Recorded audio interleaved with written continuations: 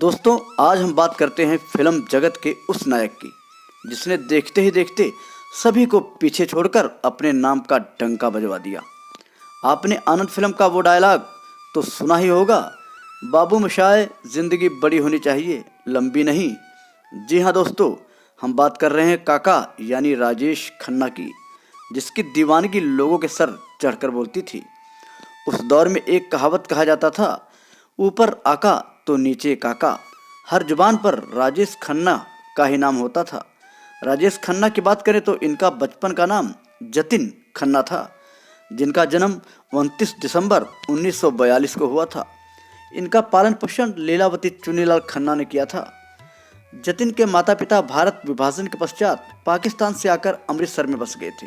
खन्ना दंपत, जो जतिन के वास्तविक माता पिता के रिश्तेदार थे, इस बच्चे को गोद ले लिया और पढ़ाया लिखाया। जतिन ने मुंबई स्थित गिरगांव के सेंट सेबेस्टियन हाई स्कूल में दाखिला लिया। उनके सहपाठी थे रवि कपूर, जो आगे चलकर जितेंद्र के नाम से फिल्म जगत में मशहूर हुए।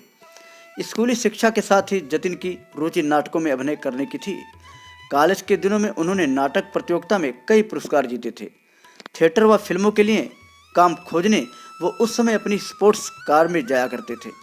यह 1960 के आसपास का वाकया था। दोनों दोस्तों ने बाद में तत्कालीन मुंबई के केसी कॉलेज में एक साथ तालीम हासिल की। जतिन को राजेश खन्ना नाम उनके चाचा ने दिया था। यही नाम बाद में उन्होंने फिल्मों में भी अपना लिया। यह भी एक हकीकत है कि जितेंद्र को उनकी पहली फिल्म में ऑडिशन देने के लिए कैमरे के सामने बोलना राजेश खन्ना ने ही सिखाया था। जितेंद्र और उनकी पत्नी राजेश खन्ना को काका कहकर बुलाते थे। राजेश खन्ना ने 1966 में पहली बार 23 साल की उम्र में आखिरी खत नाम की फिल्म में काम किया, जो दुर्भाग्य से फ्लॉप साबित हुआ। इसके बाद फिल्म राज व बहारों के सपने में उन्होंने काम किया। इसमें भी उन्हें कोई खास सफलता नहीं मिली, लेकिन उन्हें 26 वर्ष की उम्र में असली कामयाबी 1969 के दौरान फिल्म आराधना से मिली, जो उनकी पहली प्लेटिनियम जयंती सुपरहिट फिल्म थी। इस फिल्म में राजेश खन्ना पर किशोर कुमार द्वारा फिल्माया गीत मेरे सपनों की रानी कब आएगी ने रातों रात तहलका मचा दिया। इस गीत पर राजेश खन्ना की लिपसिंग काफ़ी सराहनीय थी। ऐसा लगता था कि इस गीत को राजेश खन्ना ही गा रहे हैं। फिर क्या था, दोनों की जोड़ी फिल्म जगत में बेमिसाल जोड़ी बन गई। राजेश खन्ना ने आराधना फिल्म के बाद हिंदी फिल्मों के पहले सुपरस्टार का खिताब अपने नाम कर लिया। इसके बाद उन्होंने पीछे मुड़कर नहीं देखा और लगातार 15-16 सुपरहिट फिल्में दिया। आराधना, इत्तेफाक, दो रास्ते, बंधन, डोली, सफर, खामोशी, कटी पतंग, आन मिलो सजना, ट्रेन, आनंद, सच्चा झूठा, दुश्मन, महबूब की मेहंदी, हाथी मेरे साथी के अलावा अंदाज व मर्यादा फिल्म सुपरहिट रहे। 1966-72 के दशक में एक फैशन डिजाइनर व अभिनेत्री अंजू महेंद्रू से राजेश खन्ना का प्रेम प्रसंग चर्चा में रहा। बाद में उन्होंने मार्च 1973 में डिम्पल कबाड़िया से विवाह कर लिया। विवाह के कुछ ही महीने बाद डिम्पल की ऋषि कपूर के साथ फिल्म बॉबी रिलीज हुई। डिम्पल से उनको 2 बेटियां हुई। बॉबी की अपार लोकप्रियता ने डिम्पल को फिल्मों में अभिनय की ओर प्रेरित किया। बस यहीं से उनके वैवाहिक जीवन में दरार पैदा होना शुरू हो गया, जिसके चलते दोनों पति पत्नी 1984 में अलग हो गए।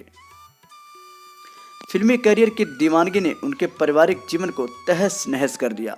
बंदिश, कुदरत, दर्द, धनवान, धर्मकाटा, राजपूत, सौतन, अगर तुम ना होते, अवतार, धर्म और कानून, पापी पेट का सवाल, हम दोनों, कटी पतंग, दो रास्ते, आखिर क्यों, अमृत, नजराना, घर का चिराग, स्वर्ग, घर परिवार आदि फिल्में रिलीज के बाद 1991 के बाद राजेश खन्ना का दौर खत्म होने लगा।